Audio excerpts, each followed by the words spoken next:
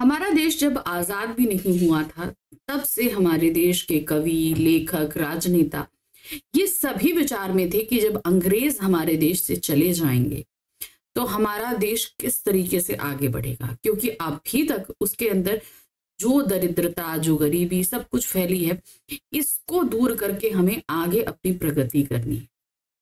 तो इस पर बहुत सारे लेखकों ने अपने विचार व्यक्त किए। इसी में एक है भारतेंदु हरिश्चंद्र जी। उनके इन विचारों को हमने पढ़ा अपनी क्लास 11th हिंदी इलेक्टिव की बुक अंतरा भाग 1 में। ये चैप्टर हमने बहुत अच्छे से पढ़ा हुआ है, समझा हुआ है, ठीक है ना। और आज हम इसी अध्याय के करेंगे बहुविकल्पीय प्रश्न। हेलो एवरीवन, मैं रूपाली वर्मा।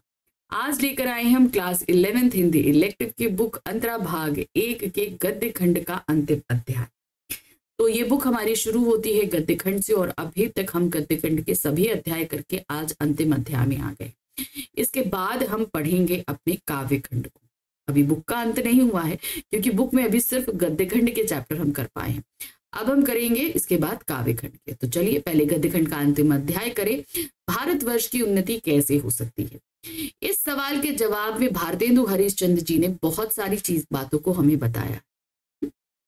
तो ये था हमारा चैप्टर जिसमें हमने सब कुछ पढ़ा था। आज हम इसी पर आधारित करने वाले हैं बहुविकल्पीय प्रश्न, जो हमारे पास रहेंगे गद्यांश आधारित। और फिर उसके बाद हम करेंगे संपूर्ण पाठ आधारित कुछ प्रश्नों का। क्यों? क्योंकि भाई चैप्टर तो लंबा है, तो गद्यांश तो हमने सिर्फ 4 लिए हैं, तो बीच में से कुछ क्वेश्चन हमारे छूट रहे हैं। जो हमें इंपॉर्टेंट लगे उन सभी प्रश्नों को आपके लिए लेकर आए, ठीक है। तो चलिए शुरू करते हैं आज मल्टीपल चॉइस क्वेश्चन इस चैप्टर से। पहला गद्यांश है, सब उन्नतियों का मूल है धर्म, इससे सबके पहले धर्म की ही उन्नति करनी उचित होगी। देखो, अंग्रेजों की धर्म नीति और राजनीति परस्पर मिलती है। तो भारतेंदु जी ने उदाहरण दिया अंग्रेजों का कि वो अपने धर्म से ही अपनी राजनीति चलाते हैं, इससे उनकी दिन दिन कैसी उन्नति है उनको जाने दो। अपने ही यहाँ देखो, तुम्हारे यहाँ धर्म की आड़ में नाना प्रकार की नीति, समाज गठन, वैद्य आदि भरे हुए। दो एक मिसाल सुन, यही तुम्हारा बलिया का मेला और यहाँ स्नान क्यों बनाया गया, जिससे जो लोग कभी आपस में नहीं मिलते 10-10, 5-5 कोस से वे लोग साल में एक जगह एकत्र हो, आपस में मिले, एक दूसरे का दुख सुख जाने, गृहस्थी के काम की वह चीजें जो गांव में नहीं मिलती यहाँ से ले। तो एक तरीके से ये जो मेले उत्सव होते हैं, ये आपस में सद्भावना और सौहार्द का एक प्रतीक होती है, और यहाँ पर मिलकर हम एक दूसरे के बारे में जानते समझते हैं, ठीक है। ये चीज यहाँ पर भारतेंदु जी ने बताई है अंग्रेजों के तरीके से कि उनकी जो राजनीति है वो भी धर्म पर आधारित होती है। चलिए अब देखते हैं इस पर हमारे क्या है, 5 प्रश्न है। पहला प्रश्न देखिए क्या, लेखक के अनुसार सब उन्नतियों का मूल क्या है? तो उन्होंने क्या बताया था? सब उन्नतियों का मूल धर्म बताया था। तो सही ऑप्शन यहाँ पर क्या है? धर्म। नेक्स्ट आते हैं कथन और कारण आधारित प्रश्न है। अंग्रेजों की दिन प्रतिदिन उन्नति बढ़ती जा रही है, बिल्कुल सही है। उनकी धर्म रीति और वह राजनीति आपस में जुड़ी है, बिल्कुल सही है। कथन सही है और कारण भी उसकी सही व्याख्या कर रहा है। तो यहाँ पर ऑप्शन नंबर 1 यानी कि का हमारा सही है। कथन ए तथा कारण आर दोनों सही, तथा कारण आर कथन ए की सही व्याख्या करता है। नेक्स्ट आते हैं, हिंदुस्तान में लोग कट्टरवादी क्यों हो गए? क्या कारण है कि वो कट्टरवादी हो गए हैं? राजनीति में उन्नत न होने के कारण, धर्म की आड़ में बने विभिन्न रीति रिवाजों और बाह्य आडंबरों के कारण, धर्म की उपेक्षा के कारण, या धर्म के में उन्नत न होने। तो हमारे धर्म में जो विभिन्न प्रकार के रीति रिवाज और बाह्य आडंबर है ना, इन्होंने हमें ज्यादा कट्टर बना दिया। तो यहाँ पर होगा आपका खा ऑप्शन सही। लेखक के अनुसार भारत की प्रगति कब तक नहीं होगी? कब तक? जब तक हम धार्मिक कर्मकांडों में फंसे रहेंगे, है ना। तो यहाँ पर हमारा क्या है, जब तक हम धार्मिक कर्मकांडों में फंसे रहेंगे। प्रस्तुत गद्यांश में किसके मेले का उदाहरण दिया गया है? तो इन्होंने किसका दिया है? बलिया के मेले का उदाहरण दिया था, है ना। यहाँ पर खा ऑप्शन सही है। चलिए अब हम आ गए गद्यांश संख्या 2 पर। अब इसको पढ़ते हैं, क्या दिया गया है।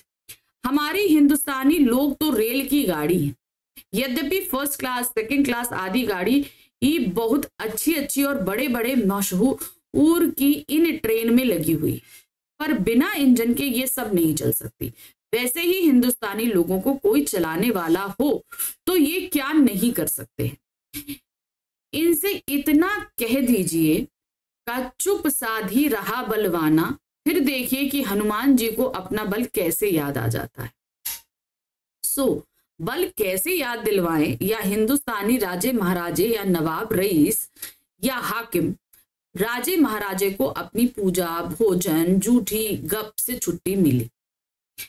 छुट्टी नहीं, हाकिमों को कुछ तो सरकारी काम घेरे रहता है और कुछ बाल घुड़दौड़ थिएटर अखबार के समय गया। कुछ समय बचा भी तो उनको क्या गरज कि हम गरीब गंदे काले आदमियों से मिलके अपना अनमोल समय खोवे।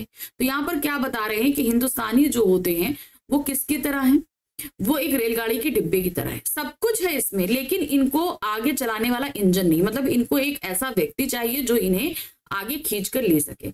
वैसे तो बहुत सारे मशहूर लोग बड़े बड़े लोग इसमें हैं, लेकिन उन्हें अपने रहन सहन खान पान झूठी शान शौकत से ही फुर्सत नहीं है कि वो इस तरफ ध्यान दे। पहला प्रश्न है, गद्यांश के आधार पर कौन सा वाक्य सही है। ठीक है, भारतीय लोग रेल की गाड़ी के समान है, ये तो सही है। जामवंत ने समुद्र लांघकर सीता को बचाया था, ऐसा तो कोई वर्णन नहीं है। राजा महाराजा गरीब लोगों के साथ अपना समय व्यतीत करते हैं, नहीं। हाकिम सरकारी कामों से दूर भागते हैं, नहीं। तो यहाँ पर आपका का ऑप्शन सही है। नेक्स्ट आते हैं, लेखक के अनुसार हिंदुस्तानियों को किसकी आवश्यकता है। किसकी? उनकी शक्ति याद। जैसे हनुमान जी अपनी शक्ति भूल गए थे तो फिर उन्हें शक्ति याद दिलाई गई थी, उसी तरीके से हनुमान जी की तरह इनको भी अपनी शक्ति याद दिलाने की जरूरत है। यानी कि कोई इन्हें मोटिवेट करे तो ये आगे बढ़ लेते हैं। से क्या है, उनकी शक्ति याद दिलाने वालों की। लेखक ने भारतीयों को अपनी शक्ति पहचानने के लिए किसका दृष्टांत दिया? हनुमान जी का। किसका दिया है? हनुमान जी का। लेखक के अनुसार राजा महाराजाओं को किससे फुर्सत नहीं है? पूजा पाठ भोजन झूठी गपबाजी सब। तो यहाँ पर हम देख रहे हैं सारी चीजें, तुम क्या इस पे लगाएंगे? ये सभी पर। प्रस्तुत गद्यांश की शैली कौन सी है? तो यहाँ पर ये जो हाकिम राजा महाराजा और भारतीय जो अपने काम काज अपने ऐशो आराम विलासताओं में व्यक्त है, पूरी तरीके से व्यस्त है, उनके ऊपर व्यंग किया गया है। तो ये कौन सी शैली है? व्यंगात्मक शैली है। तीसरा गद्यांश आया क्या है? भाई हिंदुओं, तुम भी मत मतांतर का आग्रह छोड़ो, यानी कि मेरा ये धर्म है वो धर्म है, वो उसको छोड़ दो। आपस में प्रेम बढ़ाओ, इस महामंत्र का जाप करो। जो हिंदुस्तान में रहे, चाहे किसी रंग किसी जाति का क्यों ना हो, हिंदू की सहायता करो। कहने का मतलब है हिंदू भी अलग अलग जातियों में बटा हुआ है, तो आपको वो सारे मत और भेद छोड़कर क्या है, एक उठकर रहना है। ये चीज उन्होंने बताई। बंगाली मराठी पंजाबी मद्रासी वैदिक जैन ब्राह्मो वो मुसलमान सब एक का हाथ एक पकड़ो, यानी कि हिंदुओं को तो एक होना है, लेकिन विभिन्न धर्म जो हैं उन्हें भी एक होकर चलना है। कारीगरी जिसमें तुम्हारे यहाँ बढ़े, तुम्हारा रुपया तुम्हारे देश में रहे, वह करो, यानी कि तुम वो काम करो जो लोग यहाँ का सामान खरीदें, जिससे हमारे देश का पैसा हमारे देश में ही रहे। देखो, जैसे हजार धारा होकर गंगा समुद्र में मिलती है, वैसे ही तुम्हारी लक्ष्मी हजार तरह से इंग्लैंड फ्रांस जर्मनी अमेरिका को जाती है। दिया सलाई ऐसी तुच्छ वस्तु भी वहीं से आती है। तो मतलब कहने का मतलब है हम बाहर से सामान लाते हैं, यहाँ बेचते हैं और वो पैसा कमाकर अपने घर देश ले जाते हैं। तुम ये सारी चीजें यही मैन्युफैक्चर करो, जिससे क्या होगा, यहाँ का पैसा यहीं पर रहेगा। पहला प्रश्न है इस पे, लेखक हिंदुओं को क्या समझा रहे हैं? क्या कह रहे हैं? तुम मतांतर छोड़ दो, आपस में भेद करना छोड़ दो, एक होकर रहो, है ना। तो क्या है, तो मतांतर के चक्कर में मत पड़ो। ये पहला ऑप्शन सही है। नेक्स्ट आते हैं, प्रस्तुत गद्यांश में लेखक ने क्या सलाह दी है? अब वो क्या कह रहे हैं? उन्होंने कहा है कि सभी धर्म सभी को एकजुट के होकर रहे, है ना। तो क्या है, सभी धर्म एकजुट होकर रहो, ये बात कही गई है। हमें कैसे कार्य करने चाहिए? हमें कैसे करना चाहिए? हमें अपने देश में रोजगार करना चाहिए, जिससे देश का पैसा देश में ही रहे, है ना। हमें देश में सांप्रदायिकता बढ़े, जिनसे लोग धर्म का महत्व समझे, जिनसे देश में बाह्यडंबर बढ़े, जिनसे देश में रोजगार समझे। तो हमें कैसे कार्य करने चाहिए जिससे देश में रोजगार बढ़े? लेखक के अनुसार हमें कैसी वस्तुओं का उपभोग करना चाहिए? उपभोग मतलब इस्तेमाल करना चाहिए। हमें अपने देश की वस्तुओं का यानी कि स्वदेशी वस्तुओं का उपभोग करना चाहिए। यहाँ का ऑप्शन सही। निम्नलिखित कथनों पर विचार कीजिए। हमारे पास यहाँ पर कथन है, देखिए क्या है। भारत जर्जर होता जा रहा है। हाँ, बात सही है। क्यों? क्योंकि बाहरी देश अपना सामान लाकर यहाँ बेच रहे हैं, हमारे पास पैसा ही नहीं, हम गरीब पे गरीब होते जा रहे हैं। भारत की संपदा विदेश जा रही है। बिल्कुल सही है। भारत में रोजगार के अनेक अवसरों में बढ़ोतरी हो रही है। नहीं, तो यहाँ पर पहला और दूसरा ऑप्शन जो वक्तव्य है वो सही है। तो यहाँ पर आप ऑप्शन देखेंगे नंबर खा, पहला और दूसरा सही है, तो हम खा पर टिक करेंगे। अब हम आ गए गद्यांश संख्या 4 पर। यहाँ क्या दिया गया है? जब आज इस काल में हम लोगों को अंग्रेजी विद्या की और जगत की उन्नति की कृपा से लाखों पुस्तकें और हजारों यंत्र तैयार है, यानी कि हम लोगों ने तैयार किए हैं, भारतीयों ने किए हैं, तब हम लोग निरी चुंगी की कतवार फेंकने की गाड़ी बन गए हैं। कहने का मतलब क्या है? हम कर रहे हैं लेकिन दूसरा हमको हाँक कर हमारा सामान ले जा रहा है।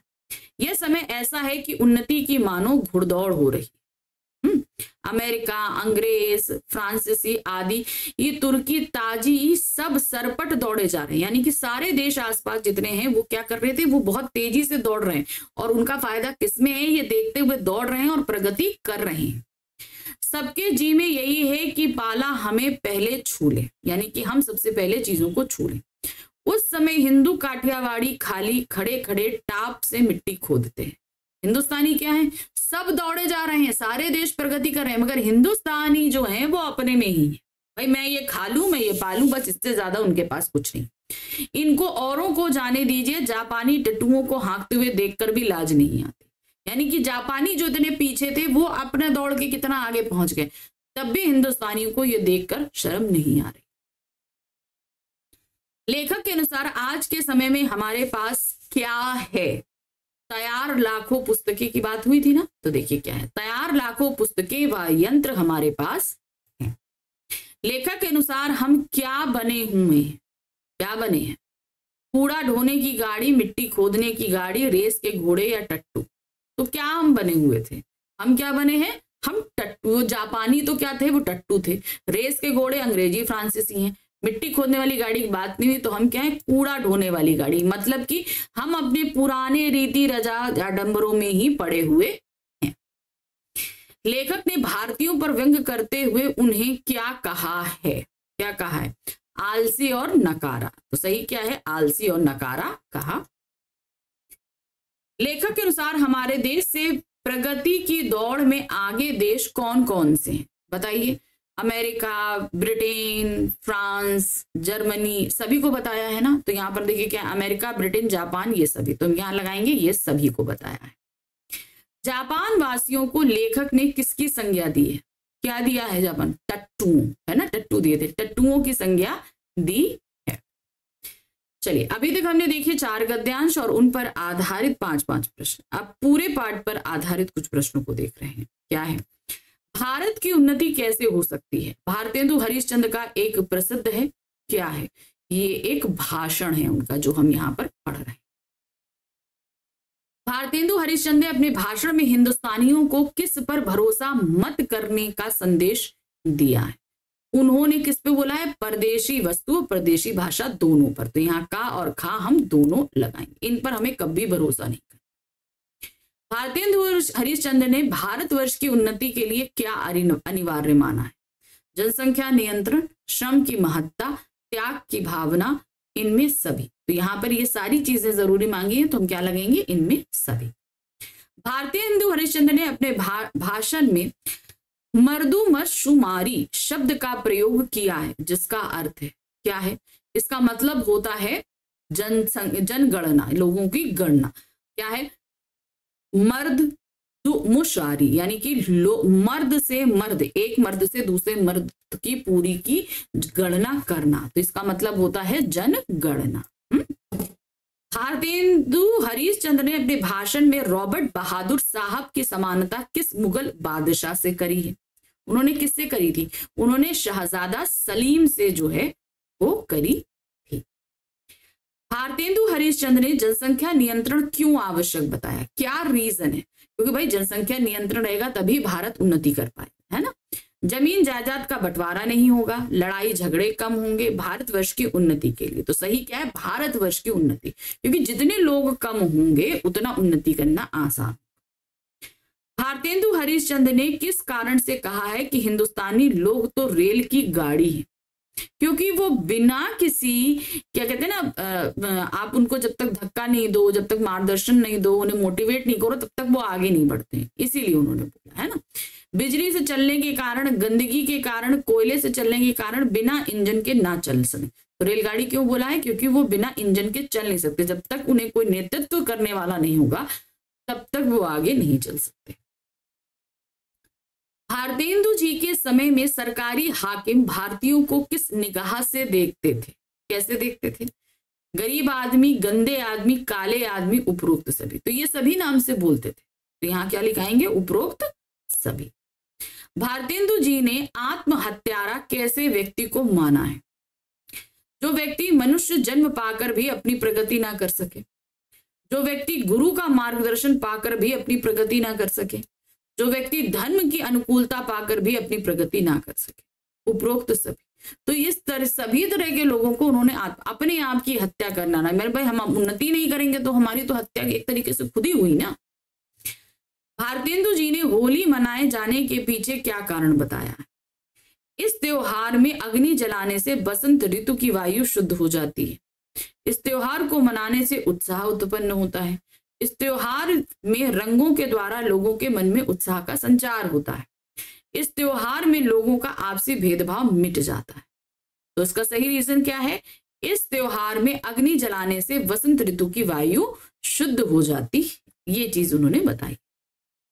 तो ये था हमारा गद्य खंड का अंतिम अध्याय, जहां हमने देखा कि भारतेंदु जी के इस भाषण पर आधारित बहुविकल्पीय प्रश्न हमने किए। ठीक है, अब हम बढ़ेंगे अपने काव्य खंड की तरफ। थोड़ा सा इंतजार करिए, नेक्स्ट वीडियो में हम काव्य खंड शुरू करते हैं।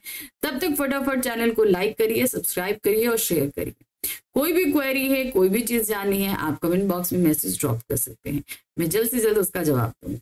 चलिए मिलते हैं अगली बार। Thank you for watching, bye bye.